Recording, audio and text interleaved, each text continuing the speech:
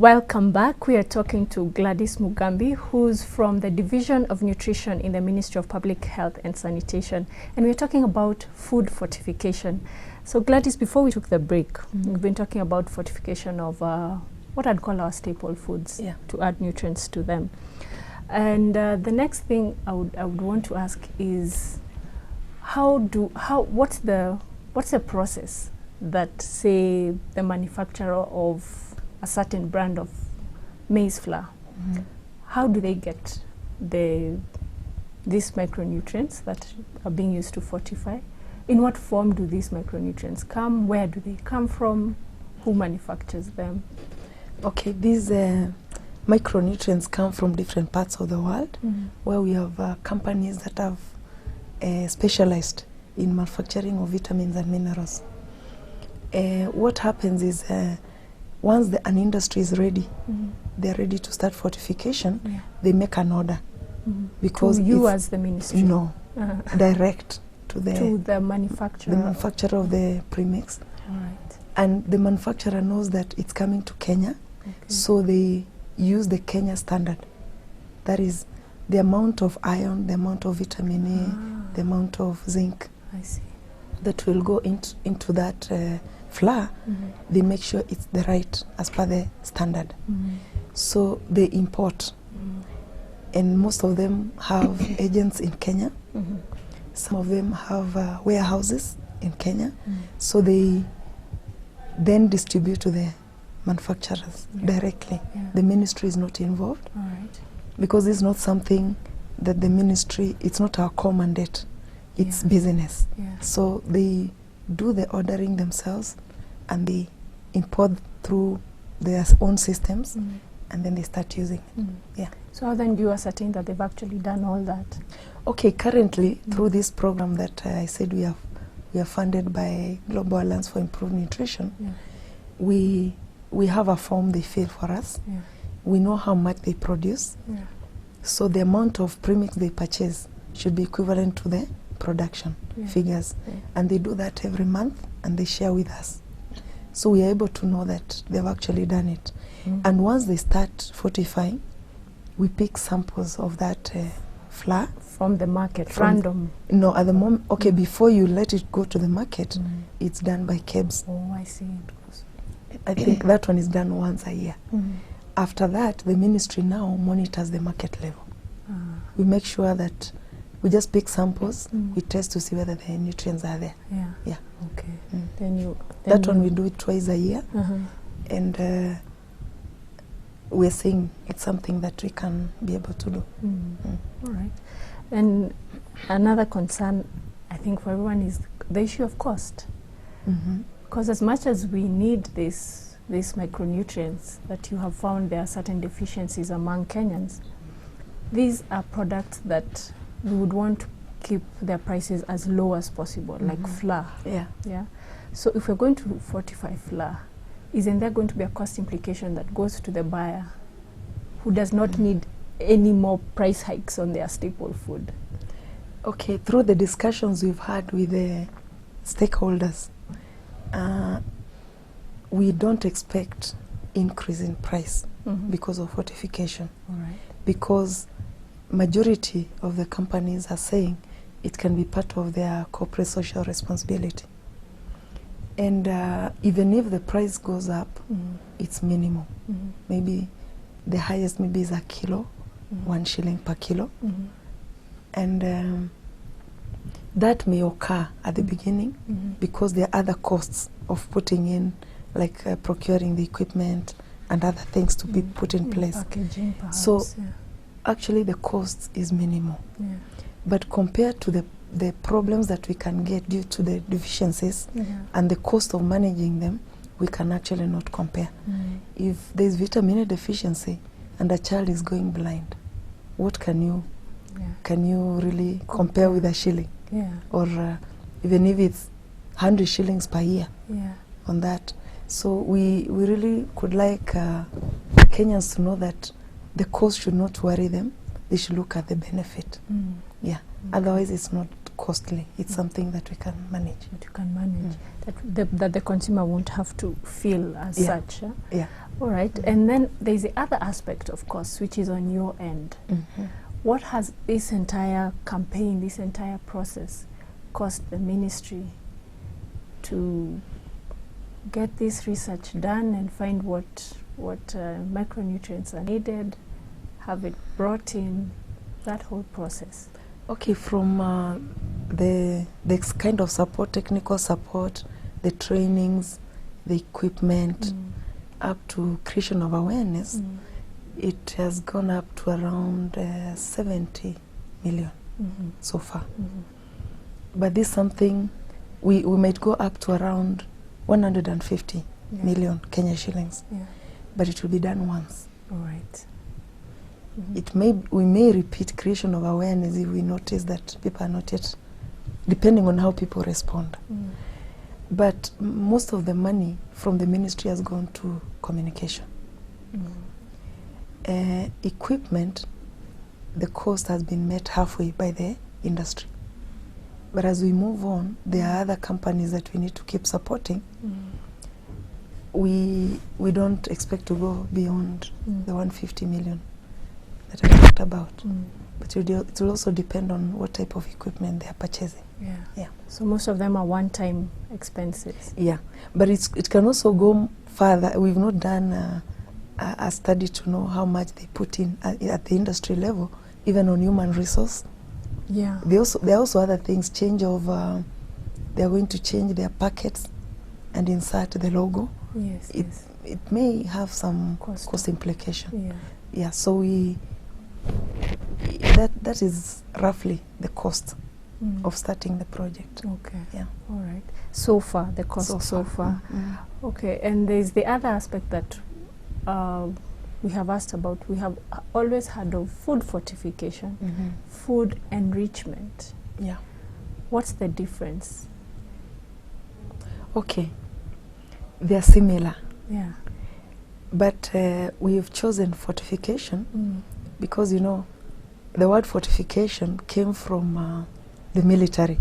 Okay. Where they used to build very high walls to protect, to defend, make sure they are safe. Yeah. Now, in fortification of foods that are being manufactured, we want to make sure we are not losing the nutrients that are supposed to be there. We retain what is there and also make sure we add to make it better. And that's what we've picked for fortification at industry level and also even in agriculture, in improving the quality of food, the nutrients in them. Otherwise, they are similar with enrichment. But enrichment also goes further to, you can enrich flour by adding vegetables in powder form. Okay. Then you make uji. Or you can mix maize flour with another more nutritious flour like amaranth. Okay. This is at the consumer level, or you're still talking? I'm talking of consumer. I'm level. trying to give you the difference between enrichment and industry. So enrichment can be done even at home. I see.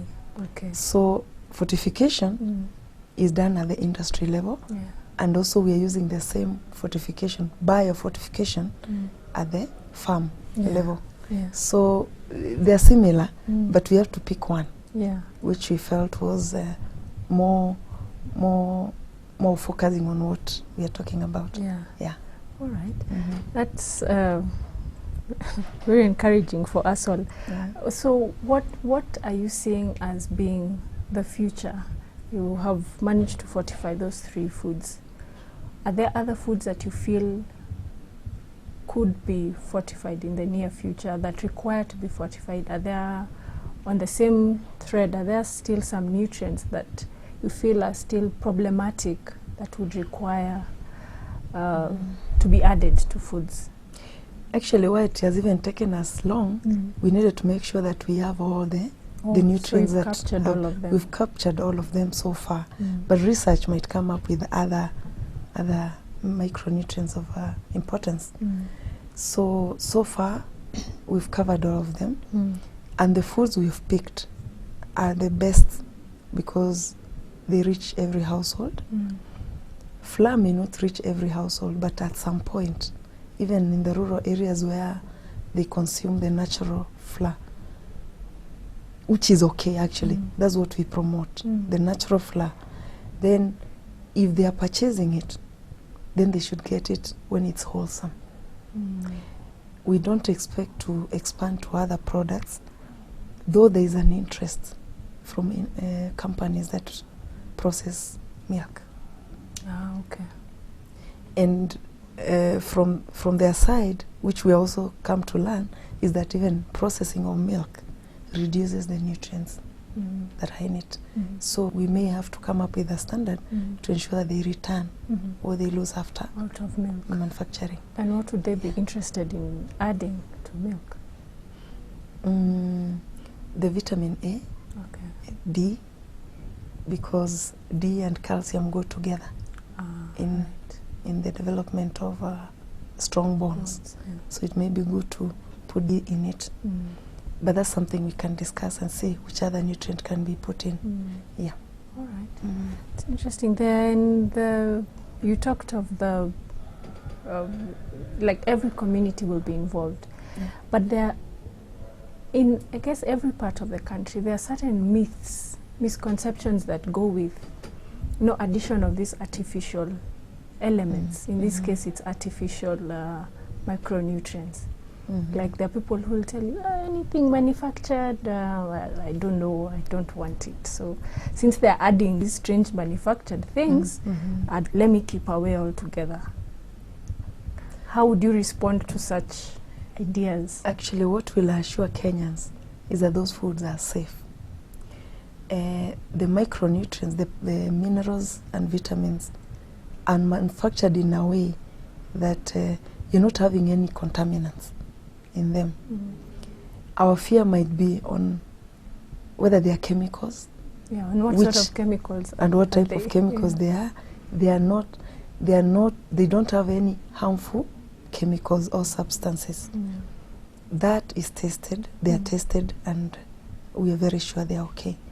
But looking at, when you're saying flour, you want it in its natural form, what people need to know is that flour from industry is not in its natural form, unless they've just taken it to a miller and it has been milled and they just take it the way we do it in the rural areas.